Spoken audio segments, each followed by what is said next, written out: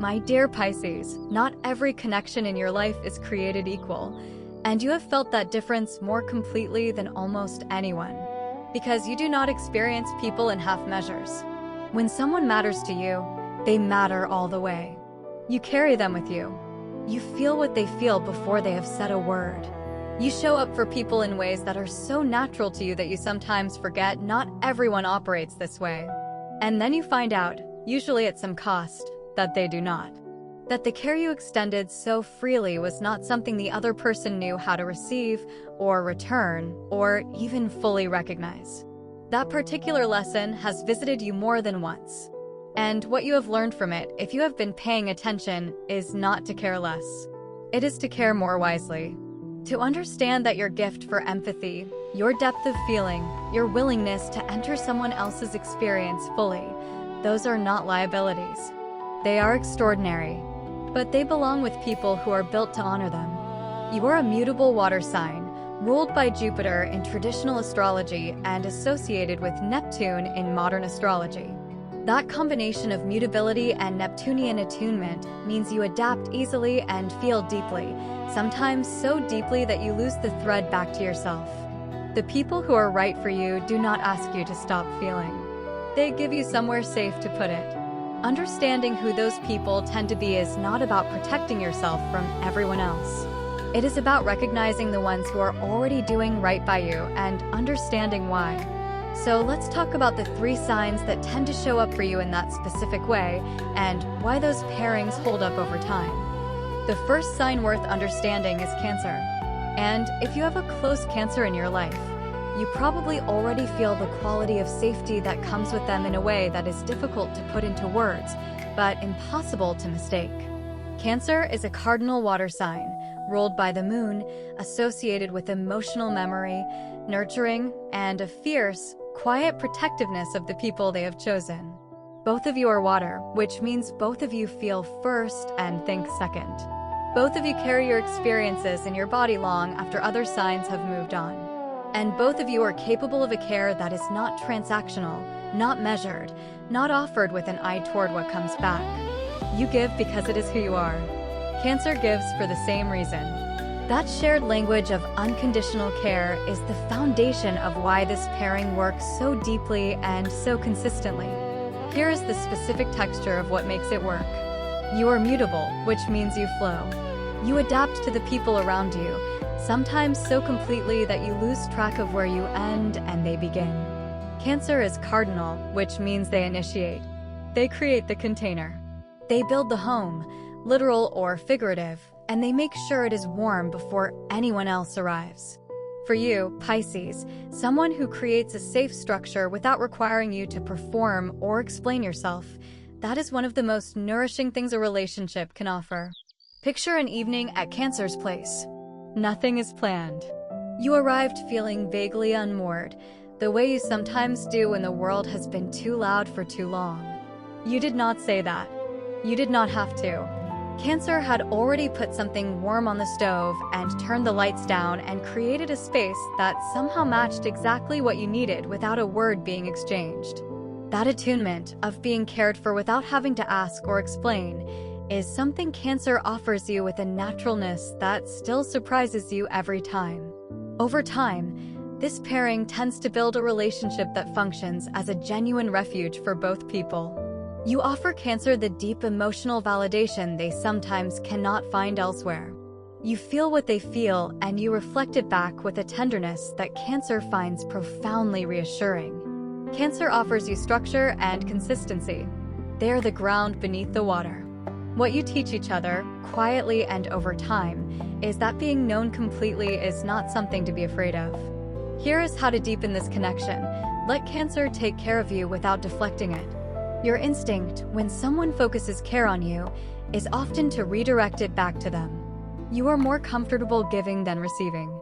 With Cancer, practice staying on the receiving end. Accept the meal, the check-in, the small gesture of attention. Let it land.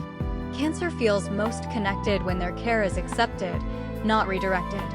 Letting them give to you is one of the most loving things you can do for this relationship. The second sign is Scorpio. This pairing has a depth to it that other people sometimes notice from the outside without being able to explain what they are sensing. Scorpio is a fixed water sign, with Mars as its traditional ruler and Pluto associated with it in modern astrology. Scorpio is oriented around truth, depth, and a fundamental unwillingness to stay on the surface of anything that matters. You are mutable water, oriented around feeling, imagination, and a compassion that extends in almost every direction simultaneously. Both of you are water. Both of you live below the surface of things. But you arrive at depth from different directions, and that difference is the engine of the compatibility.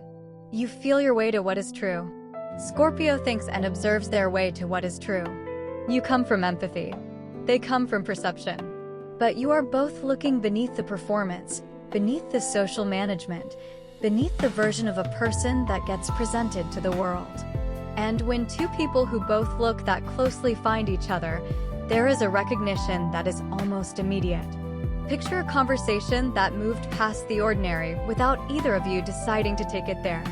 You said something honest about what you were actually feeling, not the managed version, but the real one.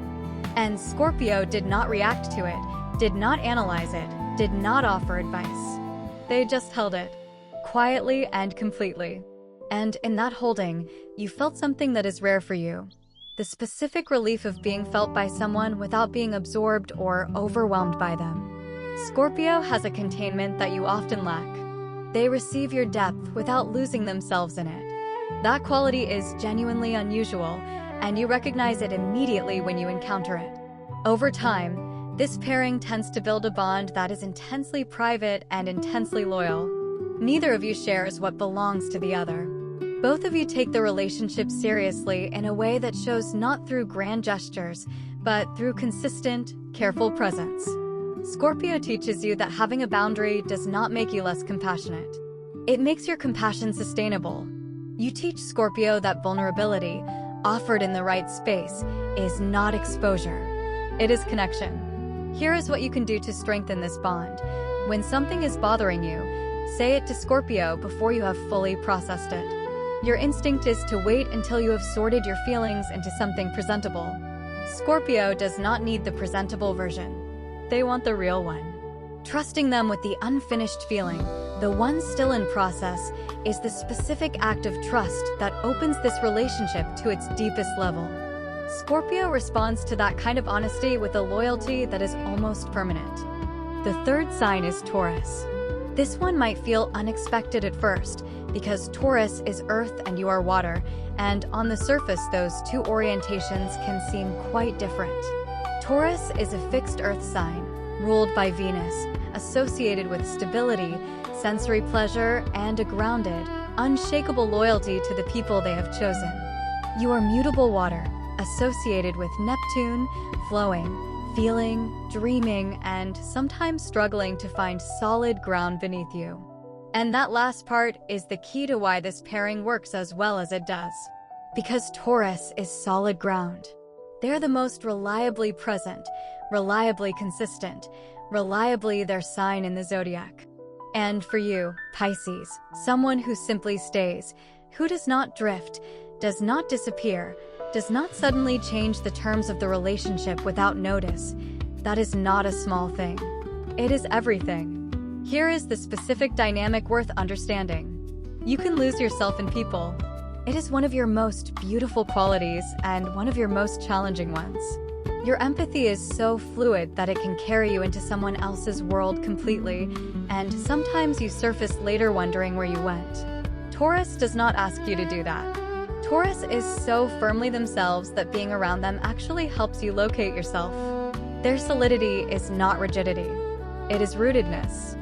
And your presence alongside them brings a softness and a warmth to their life that they deeply value, but do not always know how to generate on their own. Picture a quiet afternoon with no agenda. You and Taurus are not doing anything in particular. There is food, there is comfort, there is the particular ease of two people who do not need to perform for each other. At some point you say something that came from a feeling you had been carrying without a name. And Taurus does not try to fix it or frame it or find the lesson in it. They just say, yeah, in that way that means they heard you completely. That simple, unhurried acknowledgement is exactly what you needed. Not analysis, not advice. Just presence. Taurus does presence the way some people do brilliance.